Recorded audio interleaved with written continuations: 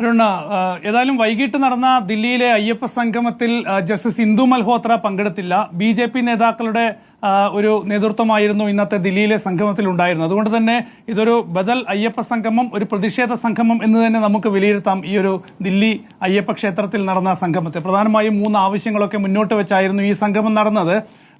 ഏതായാലും ഈ പ്രതീക്ഷിച്ച രീതിയിൽ 2500-3000 ആളുകളൊന്നും ദില്ലിയിലെ ഈ സംഗമത്തിൽ പങ്കെടുത്തുമില്ല. പക്ഷേ ഇങ്ങനെയൊരു സംഗമം ദില്ലിയിൽ നടത്തി. അത് തീർച്ചയായും കേരളത്തിൽ പമ്പയിൽ സംസ്ഥാന സർക്കാരിന്റെ നേതൃത്വത്തിൽ ദേവസ്വം ബോർഡ് വഴി ഇപ്പോൾ നടത്തിയ അയ്യപ്പ സംഗമത്തിനൊരു ബദലായി, ഒരു പ്രതിഷേധ സൂചകമായി നടത്തിയ ഒരു സംഗമം തന്നെയായിരുന്നു ദില്ലിയിലേത്. അതിപ്പോൾ പൂർത്തിയായിട്ടുണ്ട്. ഏതായാലും ഇന്ന് മതാതീത ഒരു സമ്മേളനം എന്നാണ് മുഖ്യമന്ത്രി പിണറായി വിജയൻ പറഞ്ഞത്. ശബരിമല എന്നത് മതാതീതമായ ഒരു ആരാധനാലയമാണ്. ഏത് മതസ്ഥർക്കും ശബരിമലയിലെത്തി ആരാധന നടത്താനുള്ള സ്വാതന്ത്ര്യമുണ്ട്. അതങ്ങനെ തന്നെ നിലനിൽക്കുന്ന ഒരു ആരാധനാലയമാണ്.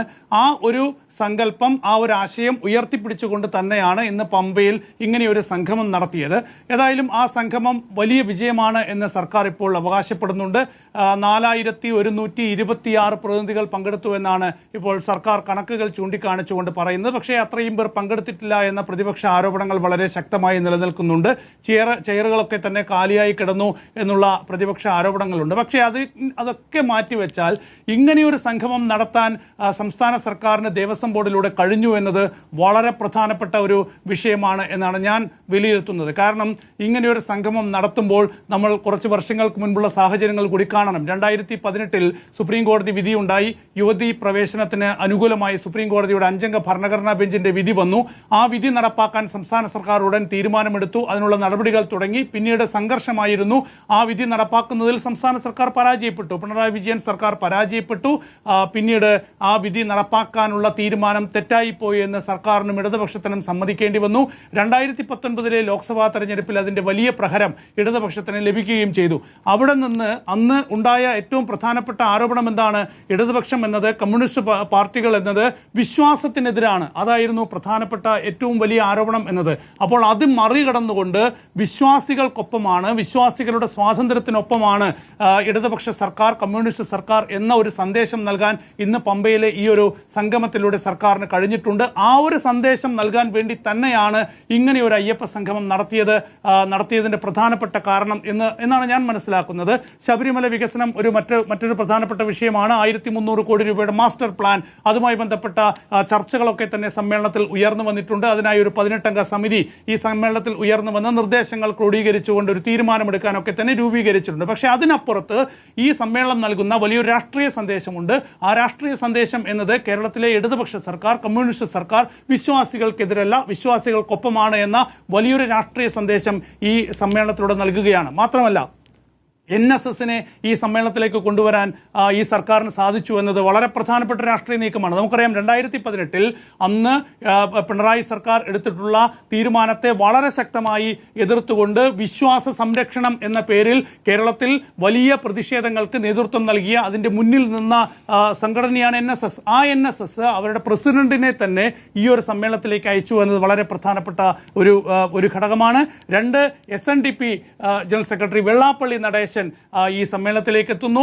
അപ്പോൾ അങ്ങനെ മറ്റ് സമുദായങ്ങളുടെ പ്രതിനിധികൾ ഇല്ല എങ്കിൽ പോലും ഹിന്ദു സമുദായത്തിലെ എല്ലാ പ്രതിനിധികളെയും, ഒപ്പം തന്നെ ശബരിമലയുമായി ബന്ധപ്പെട്ട പന്തളം രാജകൊട്ടാരം ത്തിലെ അംഗങ്ങൾ പങ്കെടുത്തില്ല. അത് അവർ അതിൻ്റെതായ വ്യക്തിപരമായ ബുദ്ധിമുട്ടുകൾ അറിയിച്ചിട്ടുണ്ട്. പക്ഷെ അതല്ലാതെയുള്ള എല്ലാവരെയും പങ്കെടുപ്പിച്ചുകൊണ്ട് ഇങ്ങനെയൊരു സമ്മേളനം സംഘടിപ്പിക്കാൻ സാധിച്ചു എന്നതും അതിലൂടെ ഇടതുപക്ഷ സർക്കാരും കമ്മ്യൂണിസ്റ്റ് സർക്കാരും വിശ്വാസികൾക്കെതിരല്ല എന്ന വലിയൊരു രാഷ്ട്രീയ സന്ദേശം നൽകാൻ ഇന്ന് ഈ സമ്മേളനത്തിലൂടെ പിണറായി വിജയൻ സർക്കാരിന് കഴിഞ്ഞു എന്നാണ് ഞാൻ മനസ്സിലാക്കുന്നത്.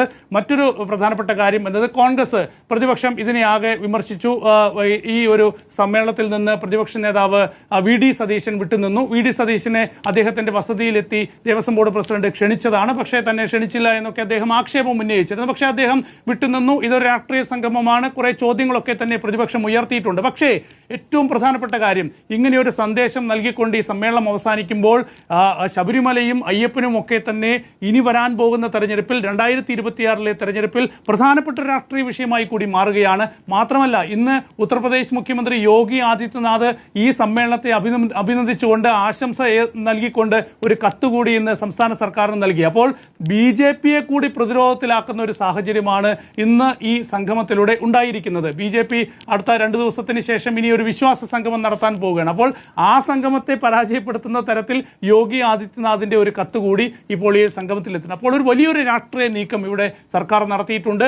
ആ രാഷ്ട്രീയ നീക്കം, ആ കൃത്യമായ ഒരു രാഷ്ട്രീയ സന്ദേശം ഇതിലൂടെ നൽകാൻ ഈ സർക്കാരിന് സാധിച്ചു. ഏതായാലും മതാതീത ഒരു സങ്കല്പം മതാതീതമായോ എന്നൊക്കെ ചോദിച്ചു കഴിഞ്ഞാൽ ശബരിമല ഓൾറെഡി മതാതീതമായ ഒരു ആരാധനാലയമാണ്.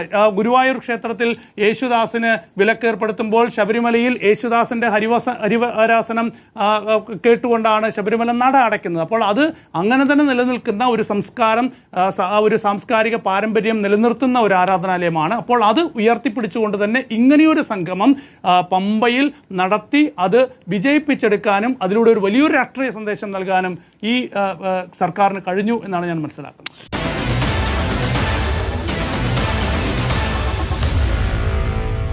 Meet the editors.